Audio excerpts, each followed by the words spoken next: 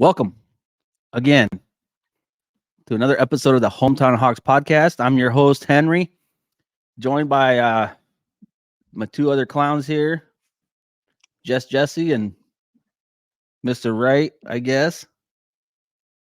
I don't know what he was right about this time because he dipped out on our podcast last time, but what are you right about now? There, Blinks. Come on, Blinks. So, how's your day? ladies and gentlemen, actually, it was good. I had the ability to watch a little bit of football, spend time with my family. Yesterday, again, was pretty remarkable. I just want to say happy Veterans Day to everybody that's out there. Everybody who's had the ability to wear the suit, as I do. We respect the crap out of you, and we'll continue to respect the crap out of you, and keep doing what you're doing. Because it does make a difference. So there you go. Yep. Yeah, that's Thank what you, I wanted veterans. to start off. Thank you Yeah, for your I wanted to service. start off with saying, yay, thank you so much for your service. You continue to serve our great country. How long you been in now?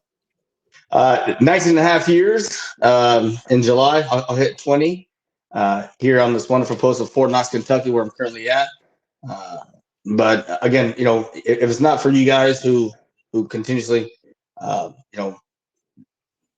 uplift us and have that respect for us, you guys are the reason why we do this. So, yep. So yeah, thank you for your service, and thank you everybody out there. Our cousin Marky, Ricky, also who's not able to join us today. Thank you all. We appreciate you guys. Love you guys to death, and thank you. How was your day, Geek?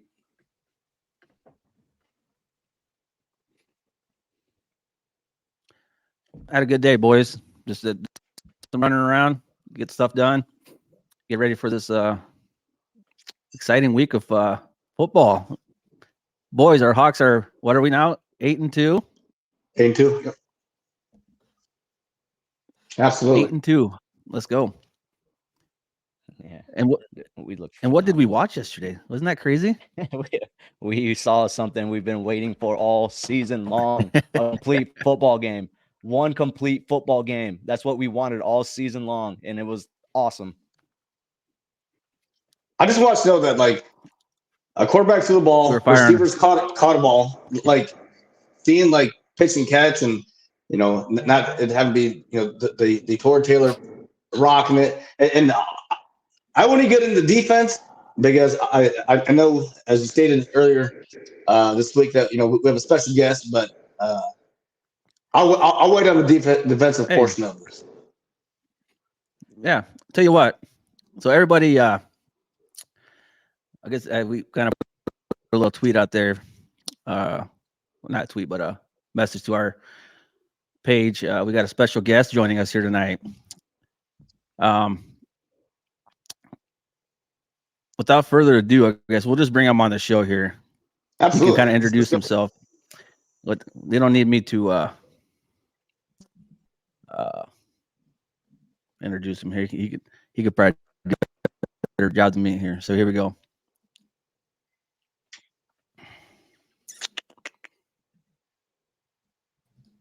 How's everybody doing? All right, how you doing? What's going on, Roy?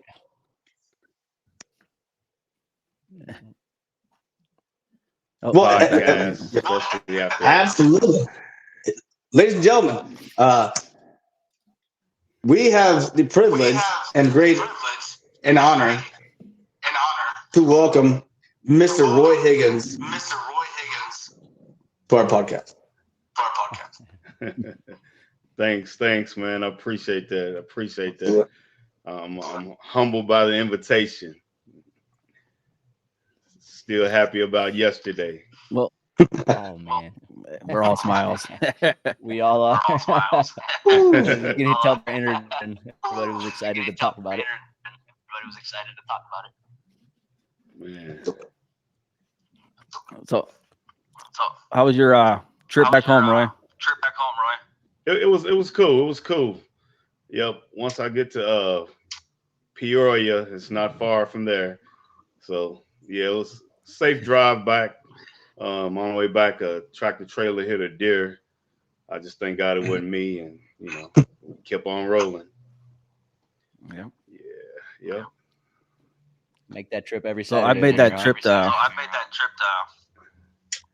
Indy before. I got a friend that lives in right off of 74. Okay. Right in Jamestown.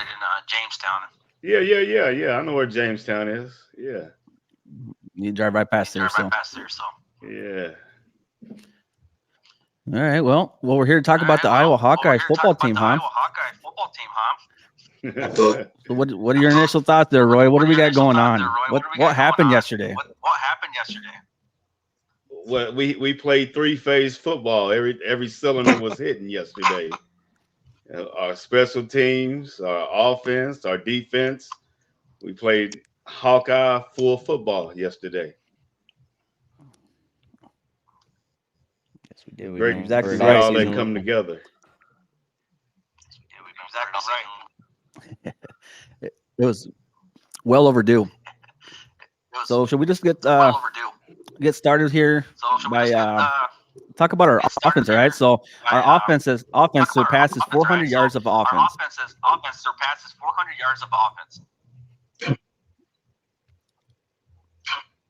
Brian called it a great game, guys. Well, so if you look at it, usually we see only two faces, right? We see the defense just fucking doing what they do, right? Leading the way. Then you see your special teams and their ability to continue to punt, kick, setting us up for the best possible situations that we possibly can have. But as kind of Roy said, there was that trifecta of the initial three faces. I thought it was absolutely phenomenal to see a quarterback throw a ball and a receiver or running back, whoever it was, get that ball and get positive yards. Absolutely phenomenal.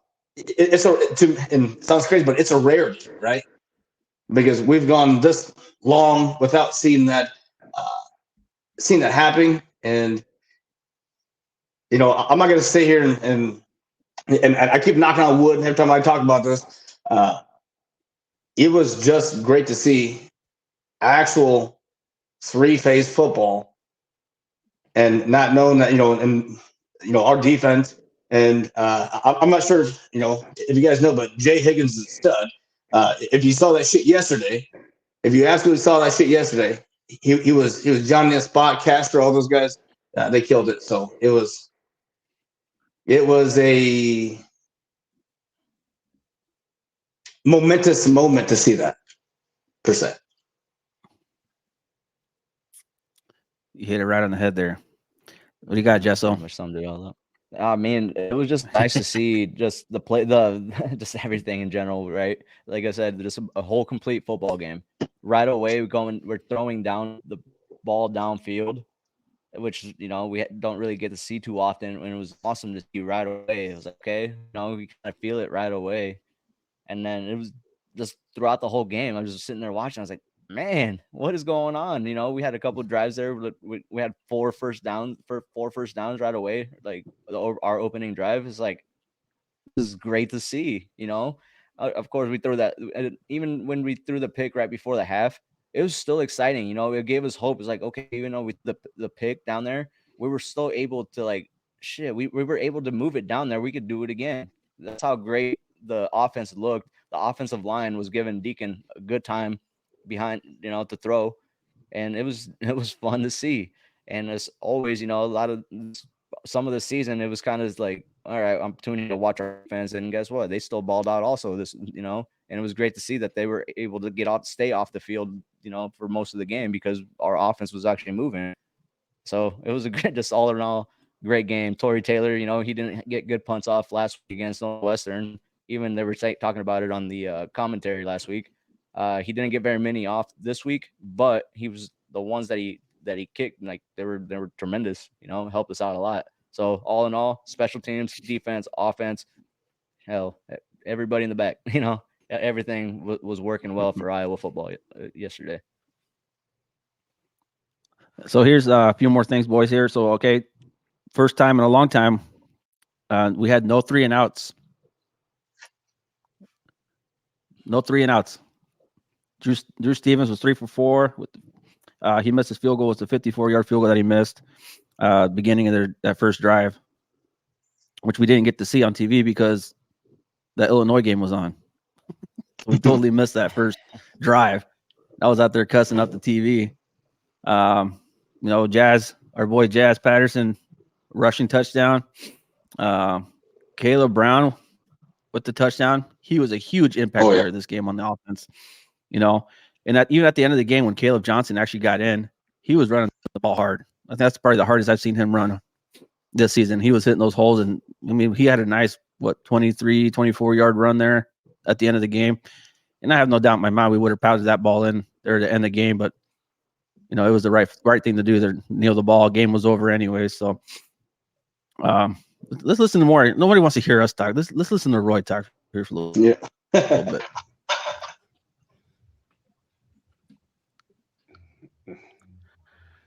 Yeah, I was go ahead, Roy. What do you think? No, I was just like the same thing you said. Offense was just clicking, just hitting on every cylinder. I did see Caleb Brown run hard, and Patterson, but man, that LaShawn Williams is a workhorse, man. He's just a workhorse. I love seeing his energy, the power that he runs with, stuff like that, man. LaShawn, he stood out for me on yesterday. Yep. So Jesse hit on the special teams a little bit there. Torrey Taylor did come out. He only had 3 punts. But then again, saying that, he like last game, I don't feel like he had his best game. And I think he knows, and he came out firing some nice punts on the special teams. Special teams was lights out again, as always, playing good, doing their part. So let's get to talking about our defense. What a game! What a game! So yeah, one more thing I got to say about the offense. Okay, they played the number 10 defense in the country, right? To put up 22 points. Like I said, we're pretty happy. So then we get to our defense, right? We allow 0 points. And what was their total yards? Come on, stats. You're supposed to have that up already. I had it up. Sorry. Give me 2 seconds. So they had 93 passing yards and 34 rushing yards. So what's that? 120 something total yards. Yeah. So that's phenomenal. That's gonna win any football game. Yeah, that's gonna win football games, boys. That's how football's played. So, big hits on the yards defense to our 402. Yeah.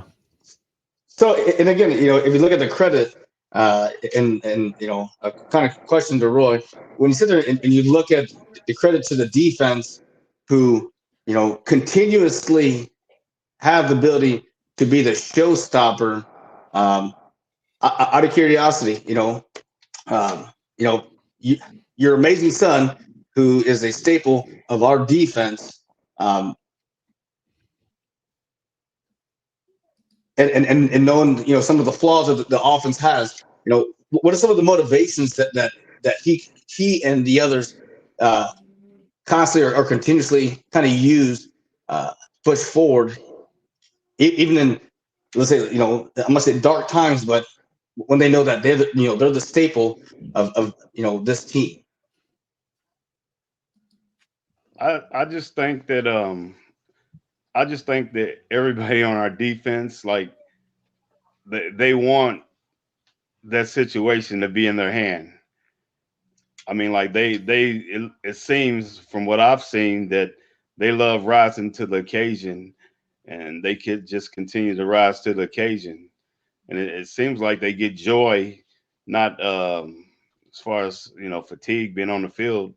long, but it just seems like that they just, take the game over. Like, if this is what, the position we're going to be in, we want to make sure we put our team in the best position. And if we have to do it, then we'll do whatever it takes to win. And that's the type of defense that we have. And it all comes from, of course, leadership, Phil Parker and Coach Seth Wallace, and on down to Coach Calvin Bell. Guys, they want to play for those coaches and want to play for Iowa City. And that's the results you get from a defense like that.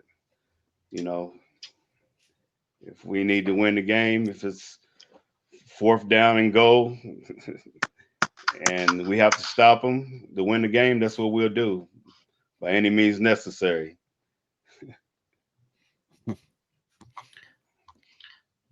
Yeah, and we saw that last week on the goal line stands. It was awesome. I was sitting there. I was there, and I was like, okay, 1st down, okay. 2nd down, I was like, wow. And then 3rd down, when Jay stood it, got up, I was like, wow. And then I was like, okay, they're about to kick a field goal. And then 4th down, 4th and goal, and our defense shut them out like nothing. That's big time, especially in the Big Ten. This ain't no YMCA. You get a team like that, Northwestern, 4 attempts to score the ball at the 1, and they don't get nothing. That's Iowa. That's Phil Parker defense right there, all the way in its finest. There it is, right there. Dude, Jay, Wow. right away, I sent a message to these guys in our group chat. I was like, "Oh my God, did you guys just see that hit that he laid on there? It was just a brick wall. It was amazing." What really got me was that after he stood him up, like stopped him in his tracks, he drove him again. I was like, wow.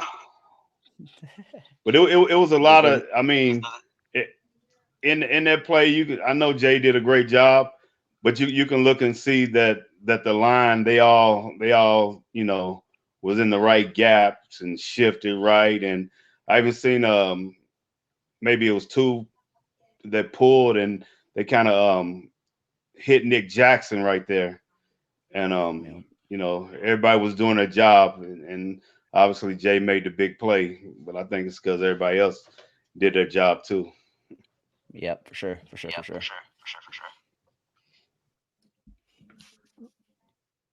And it's great how you brought up where Nick Jackson actually did pick up those 2 guys. That's what gave Jay that he filled in that gap. That was his assignment, And that's the small things. It's the small things like that just like he said, that's something that's taught, right? And these boys are picking up on it. They got it. That's what makes them great football players. They know their assignments. And it's just awesome to see. Awesome to see stuff like that go down. And that's what people will talk about, moving forward. It's just crazy. So overall, great game, right, guys? Great game. I'll take it all day. So with that being said, so now the Hawks share. Go ahead, Jay. You got something to say?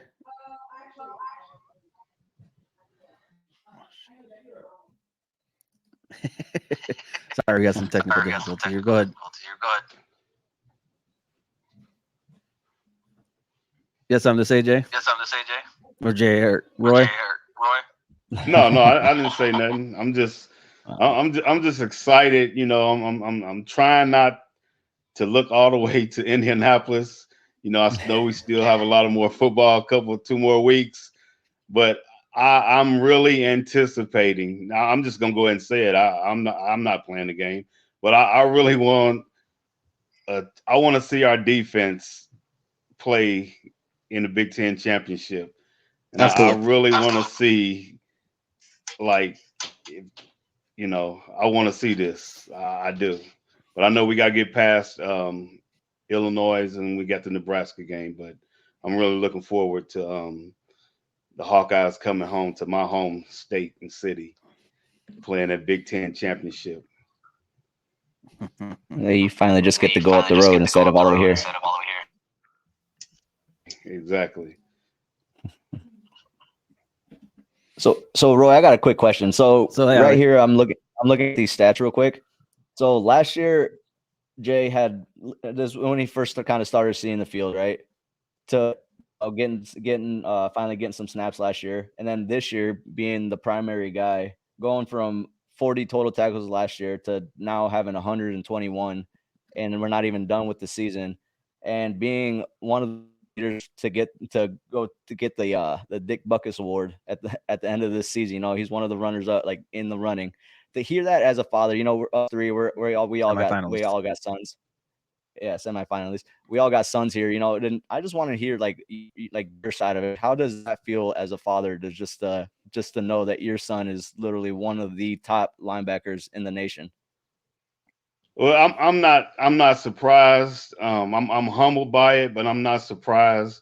From the ground up, Jay, he's been working hard, and I've seen him develop. I've coached him, and when he was younger, you know, they would like say, get on the line. And I was like, no, just because he's big, coach, he's not going to get on the line. I want to put this, you know, young man in a position, and I feel that he should be a linebacker. So, you know, during that time, you know, in youth football, you can pretty much talk to the coach and tell him. You can in high school and college, but like I made Jay a linebacker when I seen his gifts. And I was like, his getting on the line days are over just because he's the biggest kid on the, you know, team. So he took that up on himself to learn it and craft his gift there. So, and one thing I can say is, you know, your leadership, your mentorship, your ability to be there to push him. We thank you, first of all. You know, the Hawkeye faithfuls here. Absolutely, thank you. Yep. And guess what?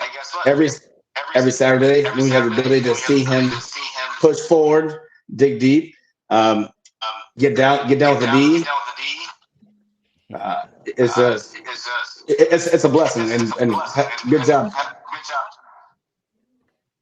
Yeah, I mean, it literally like it brings me joy, man, to support him, and you know, just to be there, to be around the other guys and stuff like that, and just to watch all of this unfold. Like, I mean, he was my quarterback on my flag football team at 4 years old, you know. So just to watch him and go through all the stages of doing things, as Coach Ferentz would say, the right way, to see him get to this point, and you know, not to give up, and to have the ability to wait and to learn while he's waiting, to wait his turn, and then to be able to not only wait your turn, but when it is your turn, to be able to put out and perform at a high level as he has done thus far. Well, speaking of flag football, here we go. This is what happens when you're 37 years old and you try to play flag football, Roy. This is what happens. Oh my goodness! What? Are you serious? Yeah, man. Hey, we got to have a little fun in life, huh? Oh, absolutely. Wow. Absolutely. What was you doing? This is no BS. Somebody tap. Yes. So I went up to catch the ball. So, you know, I played intramural for the 85th USR Tech here on Fort Knox. And when I went up, I got smoked in the back. So when I came down, I landed on it, which this is right, you know, right in the game. So your adrenaline, your emotions.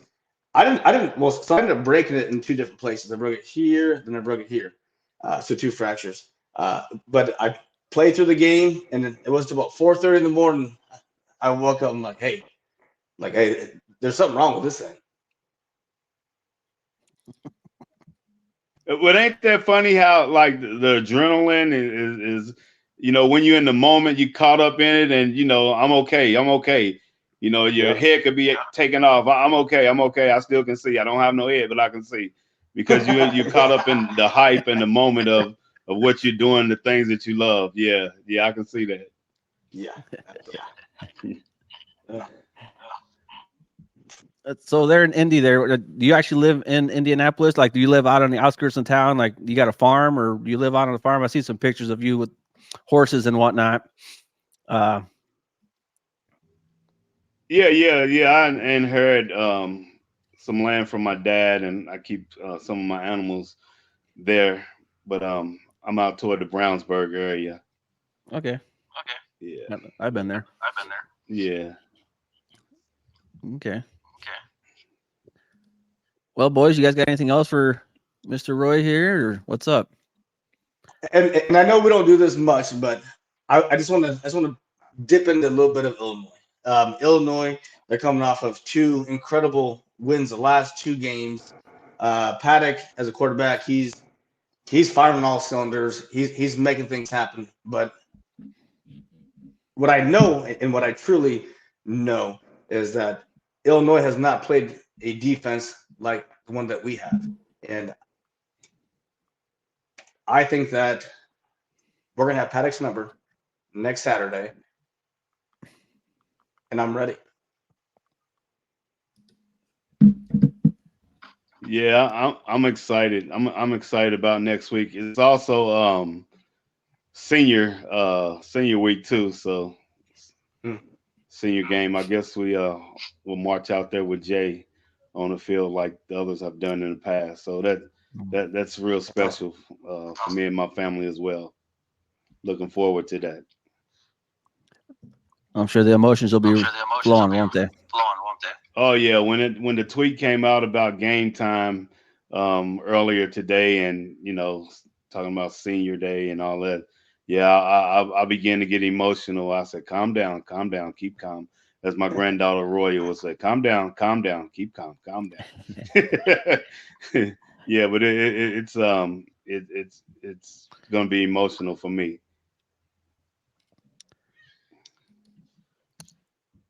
Can we dip into okay, what were you talking about? He has the hawk. Ask him what. Oh yeah, I want to know where this came from. Hawk. Is it 7?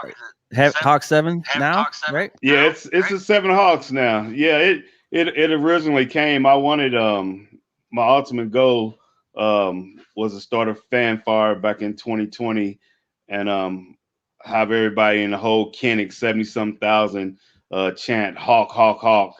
But it never happened. But we chanted in passing, and when something originally was 3 Hawks, I added a couple Hawks, and now it's up to 7 Hawks. And when I see something worthy of adding a Hawk, I'll add one.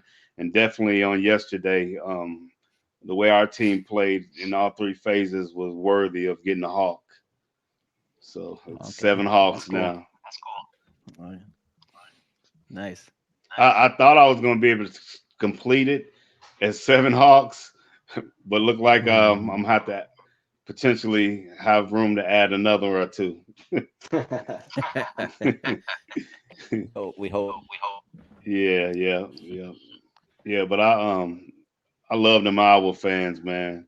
I love interacting, with the parents and all the people who come up to me and talk about, the history of Iowa and just, their kids, alumni, just all kind of things. When you talk about Iowa football, it's a lot of conversation that strikes up, not only while I'm there in Iowa City, but also here in passing and traveling, going back and forth. I run into Hawkeye fans all over the place. It's just a joy to be just one of many great Hawkeye fans.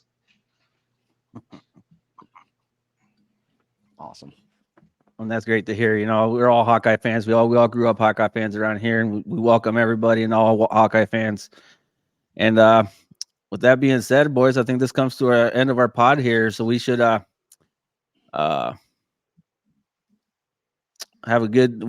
have our Friday podcast, right? Friday Night Live podcast. We'll try to get that going again. Everybody's kind of busy last Friday, so we kind of skipped the podcast here to preview this game. And if they keep winning like that, we'll keep skipping it, right? I can honestly tell you that my prediction was not going to be what actually anywhere close to what happened in this game. That was crazy. Right. Roy, thank you so much for coming on, man. The humbleness and everything that you showed us, the kindness, that was awesome. Thank you so much for coming on. Thank you, Roy. We appreciate you. Play my theme. I appreciate y'all, man. It was a joy. Hog. Let's go, Hog, baby. Hey, I forgot something. I forgot one thing. Go ahead. That son of mine is certified. All right. Yeah, baby. Catch y'all later, man. I love it. Yeah. Thank Thanks, you. bro. Be That was blessed, awesome. man. That was awesome. Take care, Absolutely man. certified. Go- Absolutely take care. certified. Go Hawks. Go Hog, baby. Play my theme music. Yeah. We love y'all, Hawks 5 million. Love y'all, Hawks 5 million. All right, peace.